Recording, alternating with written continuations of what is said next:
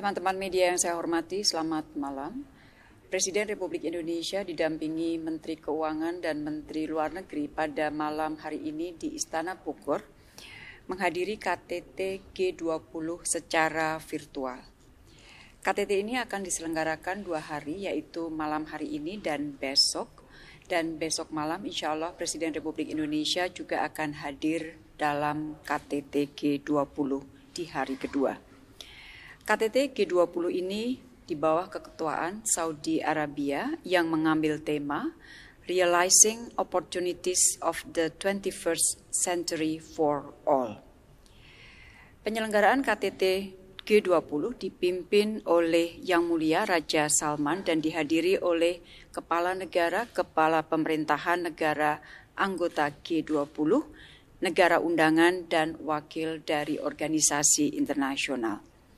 Pada hari ini KTT membahas tema Overcoming the Pandemic and Restoring Growth and Jobs, atau upaya mengatasi pandemi dan memulihkan pertumbuhan ekonomi serta penciptaan lapangan pekerjaan. Sementara besok KTT akan membahas Building on Inclusive, Sustainable and Resilient Future, atau membangun masa depan yang inklusif, berkelanjutan, dan berketahanan. Teman-teman, hasil KTT G20 ini tentunya ditunggu oleh dunia. Sebagaimana teman-teman ketahui, G20 menguasai 2/3 ekonomi dunia dan tentunya harapan dunia agar G20 dapat mempelopori dan mendorong kerjasama serta aksi kolektif yang dapat digunakan untuk menanggulangi pandemi baik dari aspek kesehatan maupun sosial ekonomi ditunggu oleh dunia. Pada hari ini selain KTT juga diselenggarakan Leaders Side Event yang membahas mengenai Pandemic Preparedness and Response. Dalam pertemuan tadi, teman-teman, para kepala negara melakukan tukar pikiran mengenai upaya penanggulangan pandemi COVID-19, termasuk akses terhadap vaksin yang adil dan terjangkau bagi semua, pembuatan kebijakan menguatkan sistem kesehatan masyarakat, outlook ekonomi global, upaya pemulihan pasar tenaga kerja, perlindungan sosial, dan sistem keuangan global. Teman-teman yang saya hormati, di dalam pertemuan malam ini, Presiden Republik Indonesia di dalam pernyataannya antara lain menyampaikan bahwa dunia saat ini melihat dan menanti pertemuan para pemimpin negara G20. Dunia menanti kepemimpinan G20 untuk keluar dari krisis kesehatan dan untuk keluar dari keterpurukan ekonomi. Presiden menyampaikan 2 hal yang harus menjadi fokus G20 saat ini. Yang pertama adalah pentingnya pendanaan bagi pemulihan kesehatan. Presiden mengatakan bahwa dunia tidak akan sehat kecuali semua negara sudah sehat. Dan vaksin adalah salah satu amunisinya. Vaksin harus dapat diakses dan tersedia bagi semua negara tanpa terkecuali.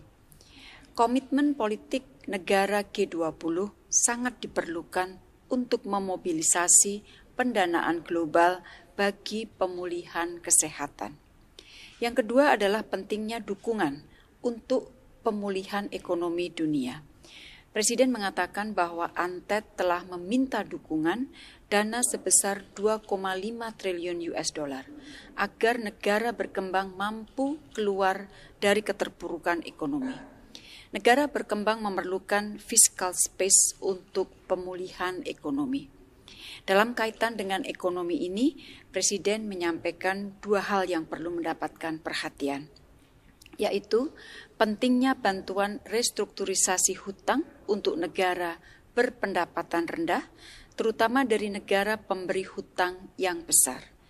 Dan restrukturi hutang ini harus dibarengi dengan ditingkatkannya manajemen hutang atau sound debt management. Selain itu, Presiden juga menyampaikan pentingnya terus dilakukan dukungan extraordinary kebijakan fiskal, moneter, kebijakan sektor keuangan. Selain itu, Presiden juga menyampaikan keleluasaan fiskal negara berkembang yang diperlukan untuk membiayai social safety, mendongkrak konsumsi domestik, dan menggerakkan ekonomi kecil dan menengah. Presiden mengingatkan kembali pernyataan Sekjen PBB mengenai perlunya solidaritas yang kuat bagi negara berkembang.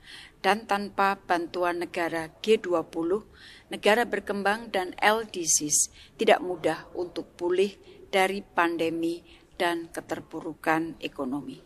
Teman-teman yang saya hormati, KTT ini akan menghasilkan insya Allah Riyadh Summit Leaders Declaration yang terdiri dari beberapa poin utama, yaitu Rising to the Challenge Together, Building a Resilient and Long-Lasting Recovery, Ensuring an Inclusive Recovery that Tackles Inequalities, dan Ensuring a Sustainable Future.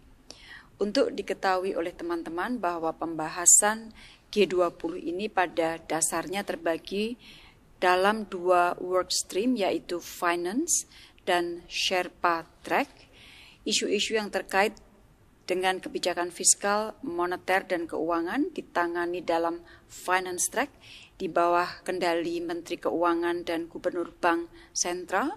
Sementara Sherpa Track adalah menangani isu-isu di luar Finance Track yang mencakup antara lain energi, pembangunan, perdagangan, pariwisata, lingkungan hidup, dan lain-lain. Dan Riyadh Leaders Declaration ini akan disahkan besok pada hari kedua.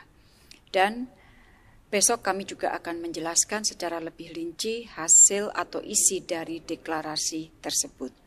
Jadi itu dari saya teman-teman, dan